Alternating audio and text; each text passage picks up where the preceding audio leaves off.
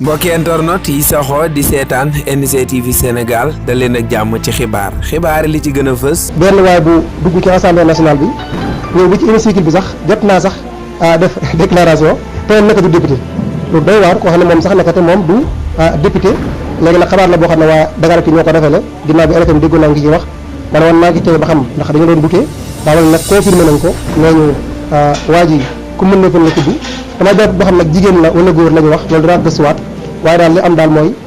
moom bi ñu ko jàppee noonu ci Yewwi Askan Wi la bokk waaye Yewwi Askan Wi nag ñoom ñooñu bokku ci ñoom xamuñu ko sax Bara Gaye ak Barthélémy Dias daal ñooñu ko yow da ngaa war a wax fan nga jógee ndax ñun moom bokku ci ñun kon foo dugg waaye nag ñooñu jàpp nañ ko daal waaye yóbbu nañ ko lu doy waar loo xew na ci assemblée mbir mi doy na waar léegi nag li ñu war a posé mooy waa ji moom bi ñu dugg ci biiru assemblée bi fan la jaar xanaa moom présenté wu carte d'identité fan la jaar ba dugg daal loolu doy waar la ndax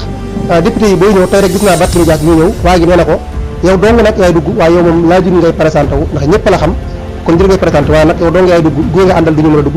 mais waa ji fan la jaar ba dugg ci biir assemblée bi kon daal jàpp leen ne benn faux député la ñu jàpp ci assemblée nationale bi dugg na ba ci biir ba jël sax kàddu alors que naka te moom du député léegi nag góor a war a jigéen damaa jàppatu dëgg-dëgg jigéen la wala góor en tout cas daal li ñu wax mooy Coumba Ndoffène la tudd baa ngi ciy gëstuwaat baax